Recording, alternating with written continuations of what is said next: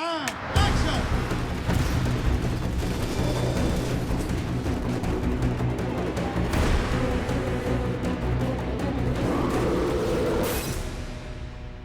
We are on the set of the Golden Gate Bridge. This is where the final battle sequence takes place. This is the largest mocap volume in the world and the first time it's been done outside. So Wyatt is basically changing all the rules with motion capture.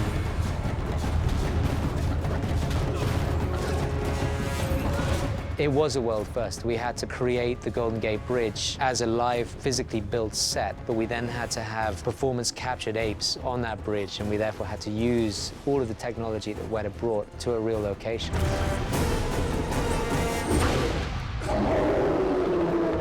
The timing for us is lucky. We came right at a time when Jim Cameron and Wyatt had done something that had never been done before. Joe Lettieri and his group down there had perfected this performance capture. You know, we were shooting exteriors and performance capture. No movie's ever done that. Action!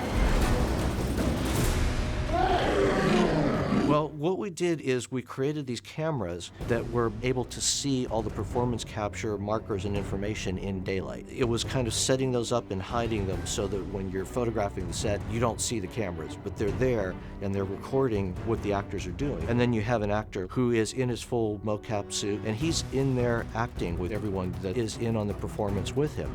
It's a one big Velcro piece suit. They've upgraded to these infrared sensors the cameras can pick up outside in daylight. This is breaking new ground. It's really nice to be outside on the Golden Gate Bridge with real live action actors and cars as apes.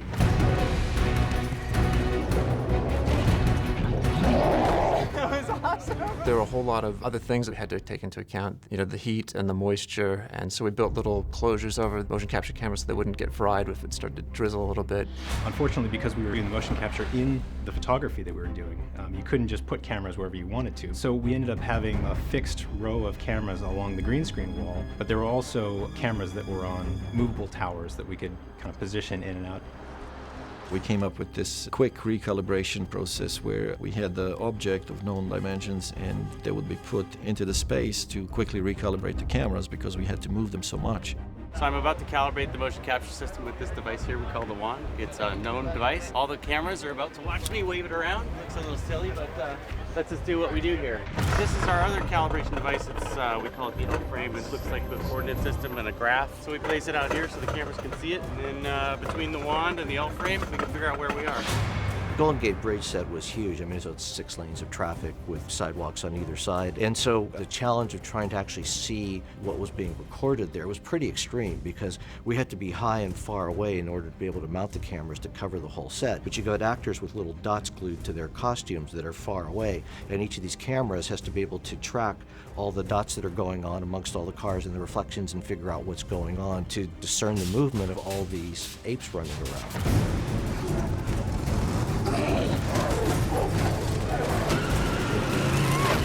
It's the second unit stuff. They know what they're going to shoot, but a lot of the choreography happens 10 minutes before we're going to shoot it. So they'll choreograph a bit where all of the apes are coming over the railing and attacking the police officers. And then the next sequence where we're all parading over the cars, that's all real. The boom, and it starts to lift up, and then maybe somebody grabs it, whatever. And then it's like boom, boom, we all walk right.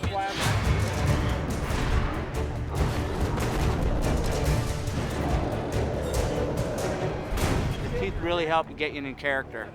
Just like pop them in, you're there. So the technique that we use is to first capture the scene with the performer, and then afterwards you'll do other things to try to fill in the missing gaps. Like you'll record the whole scene again so that we have information of what the camera might expect to see behind him. And so you have to paint in a lot of things to help take the performer out of the set. There's a lot of information that has to get gathered to recreate in a virtual world everything that you see in the real world. So much of what you're having to replace is very reflective because it's all about just a bunch of shiny cars. So you take an ape performer who's running down a row of cars and you're not only having to paint out them, but you're also having to deal with their reflection that's in the car they're standing on, the car in front of them, the car behind them. If the camera moves from here to here, the reflection changes quite a bit.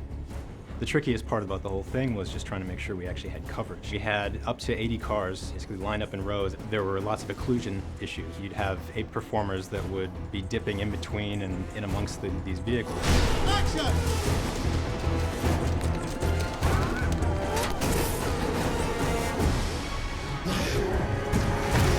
One of the biggest challenges from a practical point of view for an animator is the sheer number of apes that we have in some of these shots.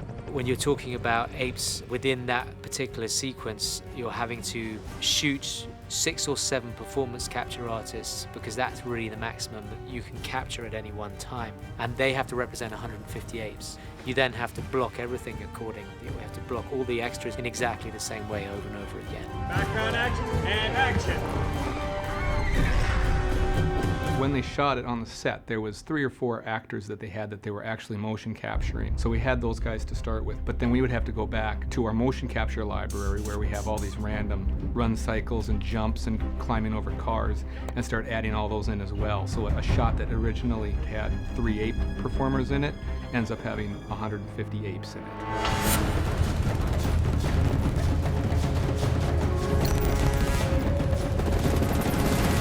It's getting the scale of the bridge. I mean, we could only build a section of the bridge, and then our plan was then we would extend the set digitally. We actually created, a full digital set of the Golden Gate Bridge, and we created the surrounding hills and the ocean. It's quite a massive set that we actually ended up building. When we first started, we started looking at the sequences that were being turned over, and we looked at the previs that was being done, and we started to try to break down where those actions were happening across the Golden Gate Bridge.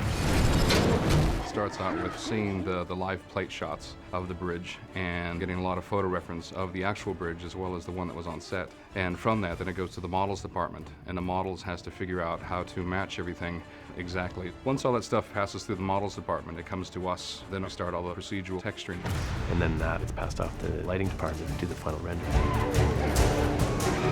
There are lots of digital car extensions. In addition to just the cars that we see going off into the fog, there's also interaction with those vehicles. During the shoot, the special effects teams had rigged up some of the vehicles for those clean passes that we shot with hydraulic rigs and things that would actually shake the vehicles as if there were apes, running over them. We're doing digital hood and car roof replacements so that we can actually get dents and dings and take weight under the ape.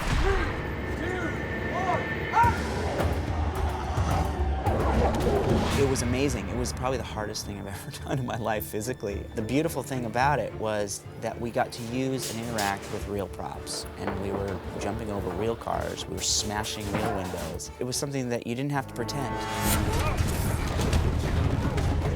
We used our ape performance, we used real stunts, hundreds of cars, we used hundreds of extras, and there's an extraordinary atmosphere, but it uses every part of the bridge. It's quite an event.